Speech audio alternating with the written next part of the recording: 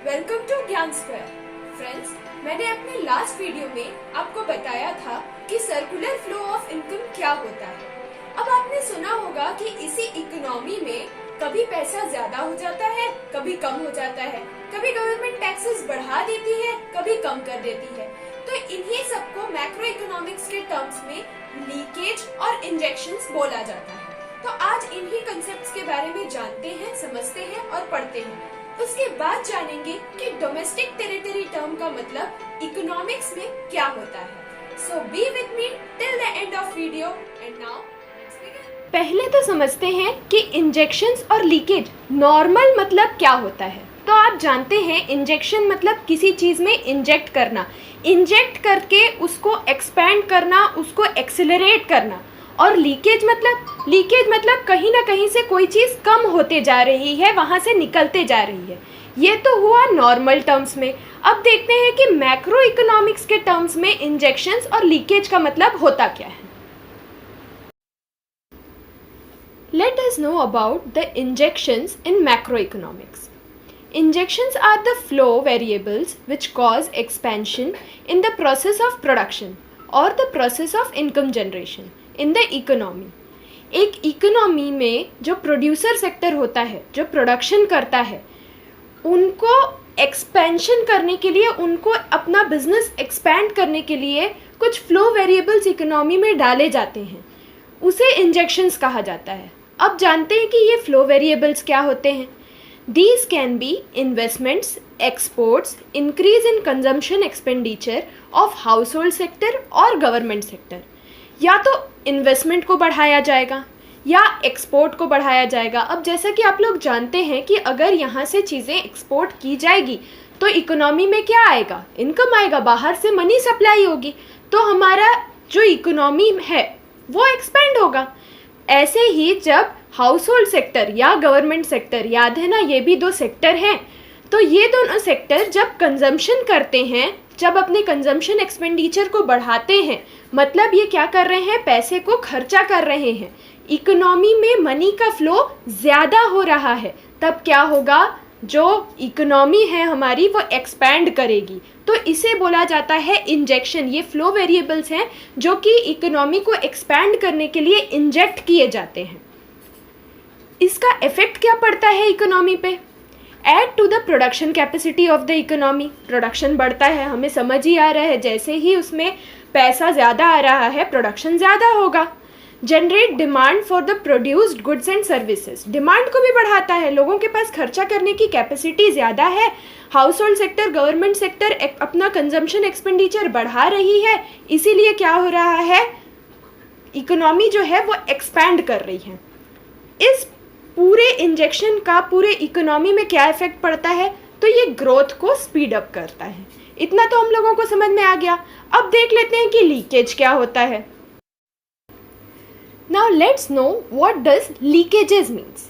Leakages are the flow variable which cause a contraction in the process of production or the process of income generation in the economy.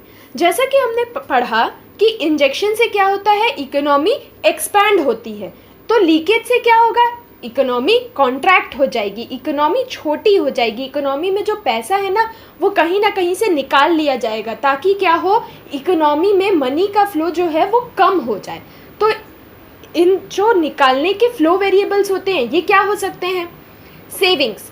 अगर house hold sector saving कर दे तो वो क्या करेगा, पैसे को market में नहीं छोड़ेगा, वो क्या कर देगा, फाइनेंशियल मार्केट में, याद है ना, बैंक्स में, वहाँ जमा कर देगा। ऐसे ही इम्पोर्ट्स, जब हम इम्पोर्ट्स करेंगे तो हम मनी को अपनी इकोनॉमी में नहीं, बाहर किसी कंट्री को देंगे, तो हमारी इकोनॉमी से मनी का फ्लो कम हो गया। ऐसे ही taxes charge by the government, जब गवर्नमेंट हाउस होल्ड सेक्टर या प्रोड्यूसर सेक्टर से टैक्सेस लेती हैं, तब क्या होता है कि मार्केट से मनी जो है, इनकम जो है पर्सन की, वो ले ली जाती है, तो हमारे पास खर्चा करने के लिए पैसा कम बचता है और हम कम खर्चा करते हैं, तो मार्केट में मनी का फ्लो कम हो जाता है। अब इसका इफेक्ट क्या होता है इकोनॉमी में, reduces the demand of goods and services. Friends, अगर हमारे पास पैसे कम होंगे तो हम ऑब्वियसली कम खर्चा करेंगे, तो हम डिमांड भी कम करेंगे, तो पूरी मार्केट की इकोनॉमी क्या हो जाएगी, डिमांड कम हो जाएगा। Decreases the production capacity of the economy, जब डिमांड कम हो जाएगी तो सप्लायर्स, प्रोड्यूसर्स क्या हैं, जब खपत ही नहीं हो रही है चीज़ों की, जब कंजम्पशन ही नहीं हो रहा है, then they will not produce the product, और इसी तरीके से इकोनॉमी क्या होगी, कॉन्ट्रैक्ट हो जाएगी। समझ में आ गया ना। These are also known as withdrawals. याद रखिएगा, लीकेजेस को विड्रॉल्स भी बोला जाता है, क्योंकि इकोनॉमी से पैसा निकाल लिया जा रहा है, they are taken out from the economy. इतना तो क्लियर हो गया। अब देखते हैं कि डायग्रामेटिकली देख लेते हैं कि ये कैसे होता है।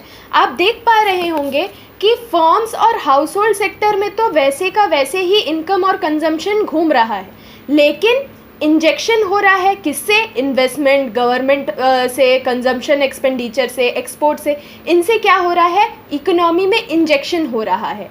और लीकेज हो रहा है, इसमें क्या, सेविंग, टैक्सेस, इंपोर्ट्स, इससे क्या हो रही है, इकोनॉमी के मनी फ्लो में लीकेज हो जा रहा है।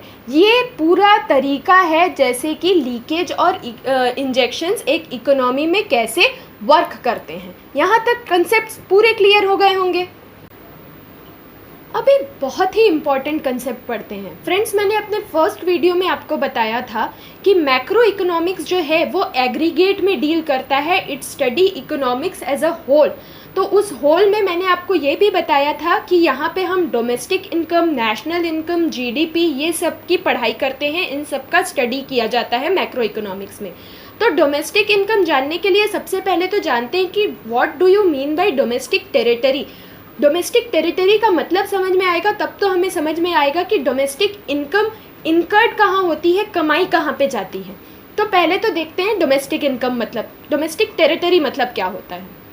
In common language, the territory area lying within the political frontier boundaries of a country is domestic territory. Normally हम लोग क्या बोलते हैं, जो political area है, जैसे कि मैं इंडिया की ही बात कर लूँ तो हम देखते हैं इंडिया का जो मैप बना हुआ है, वो जो एरिया है हमको पता है कि ये इंडिया की बाउंड्रीज है, और हम लोग यहीं पे समझ लेते हैं कि ये डोमेस्टिक टेरिटरी होती है। ये हमारी कॉमन लैंग्वेज में होती है कि पॉलिटिकल बाउंड्रीज जो हमको पता है वो हो गई हमारी इंडिया की बाउंड्री। लेकिन इकोनॉमिक्स के कंसेप्ट में ये थोड़ा वाइडर हो जाता है, it is used in a wider sense. तो इसमें और कुछ चीज़ें इंक्लूड हो जाती है, तो उनको भी देख लेते हैं कि क्या क्या चीज़ें इंक्लूड हो जाती है। Territory lying with in the political frontiers including territorial water of a country. जो टेरिटोरियल हमारा पॉलिटिकल बाउंड्री है वो तो ठीक है, लेकिन हमारे कंट्री की जो बाउंड्रीज है ना, उसके बाद आपको पता है हमारा जो डेक्कन पार्ट है वहाँ वाटर भी हैं, ओशियंस भी हैं। तो उस ओशियन के भी कुछ पार्ट्स हमारे इंडिया की टेरिटरी में, डोमेस्टिक टेरिटरी में इंक्लूड होते हैं। यहाँ एक्स्ट्रा ज्ञान के लिए बता दूं कि वो 12 नॉटिकल माइल्स, मतलब लगभग आप समझ सकते हैं 22.2 किलोमीटर्स का जो एरिया है वाटर्स में भी, वो भी हम इंडियन टेरिटरी के अंदर में लेते हैं। ऐसे ही हर कंट्री डोमेस्टिक टेरिटरी के अंदर में अपना वाटर एरिया भी लेती हैं, जो कि 12 नॉटिकल माइल्स होता है। इसके बाद ships and aircrafts operated by the residents of the country across different parts of the world। आपको पता है हमारे इंडिया के बहुत सारे शिप्स होते हैं या एयरक्राफ्ट्स होते हैं जो वर्ल्ड वाइड कहीं पे भी हो सकते हैं, वो सारे हमारे डोमेस्टिक टेरिटरी के अंदर ही आएंगे। Fishing vessels, oil and natural gas rigs and floating platform operated by the residents of the country in the international waters or engaged in the extraction in areas in which the country has the exclusive right of operation। International waters में भी जहाँ fishing vessels, oil vessels हैं, वो सारी हमारी domestic territory के अंदर ही आती है। फ्रेंड्स, हमारे जो ऑयल फील्ड्स हैं, जो ऑयल फ्लोटिंग प्लेटफॉर्म्स हैं, जो कि इंटरनेशनल वाटर में है, जैसे कि आप जान सकते हैं मुंबई हाई है या और भी इंडिया की कई ऑयल फील्ड्स हैं, वो सारी जो हैं इंटरनेशनल वाटर में भी अगर हैं तो वो सारी किस में आएंगी, हमारे डोमेस्टिक टेरिटरी के अंदर आएंगी। और क्योंकि वो डोमेस्टिक टेरिटरी के अंदर आएंगी तो वहाँ जो भी इनकम होती है वो हमारी सारी किस में आ जाएगी, डोमेस्टिक इनकम में आ जाएगी। They all will be taken into account while we calculate domestic income. यहाँ तक तो क्लियर हो गया। अब जानते हैं embassies, consulates and military establishments of the country located abroad. ये जो चीज़ें हैं ये भी हमारे डोमेस्टिक टेरिटरी के अंदर ही आती है। एम्बेसीज क्या होते हैं, एम्बेसीज आर जस्ट लाइक कि आपको किसी दूसरे कंट्री में, मान लीजिए इंडिया के आप पर्सन हैं, तो हर दूसरे कंट्री में इंडिया की एम्बेसी है. They are Indian embassies in different countries of the world. तो आप जो है वहाँ जाके अगर आप अब्रॉड में हैं तो आप वहाँ पे जाके अपने प्रॉब्लम्स शेयर कर सकते हैं, या आपको जो भी वहाँ प्रॉब्लम है आपको वापस आना है तो वो इंडियन एम्बेसीज आपको हेल्प करती है. तो ये जो एम्बेसीज है हर दूसरे कंट्री में इंडिया की, ये भी डोमेस्टिक टेरिटरी में आएगी. मतलब वहाँ होने वाला काम, वो सारी जो इनकम वहाँ से जनरेट होगी वो सारी किस में आ जाएगी, हमारे डोमेस्टिक इनकम में आ जाएगी. ऐसे ही मिलिट्री इस्टेब्लिशमेंट्स अगर हमने किसी दूसरे कंट्रीज़ में करके रखे हैं तो वो सारे भी हमारे डोमेस्टिक टेरिटरी के अंदर ही आएंगे. मतलब यहाँ से जनरेटेड हर वो इनकम वो हमारे डोमेस्टिक इनकम में कैलकुलेट होगा. फ्रेंड्स याद रखिएगा, ये 4 पॉइंट आपको हमेशा याद रखना है कि डोमेस्टिक टेरिटरी में क्या क्या इंक्लूड होते हैं. तो पहला तो जो टेरिटोरियल वाटर्स है वो, उसके बाद शिप्स एंड एयरक्राफ्ट जो कि हमारे कंट्री के different part of the world पे काम कर रहे हैं. Third, there are fishing vessels, oil and natural gas rigs and floating platforms. ये भी चाहे इंटरनेशनल वाटर्स में हो या जहाँ भी हो, ये भी सारे हमारे अपने डोमेस्टिक टेरिटरी में ही आएंगे.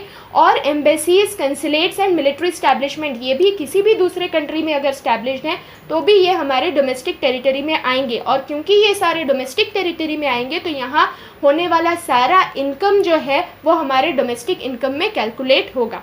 उम्मीद करती हूँ यहाँ तक आपको सब कुछ क्लियर हो गया होगा, कंसेप्ट्स यहाँ तक पूरे क्लियर होंगे. फ्रेंड्स याद रखिएगा, ये जो आज हमने पढ़ा है leakage, injection and domestic territory, बहुत इंपॉर्टेंट कंसेप्ट है आपके पूरे एग्जाम पॉइंट ऑफ व्यू से भी और मैक्रो इकोनॉमिक्स को समझने के पॉइंट ऑफ व्यू से भी बहुत इंपॉर्टेंट है. अगर आपको कुछ भी समझ में नहीं आया होगा आप मुझे टेलीग्राम चैनल पे ज्वाइन करके अपने डाउट्स पूछ सकते हैं.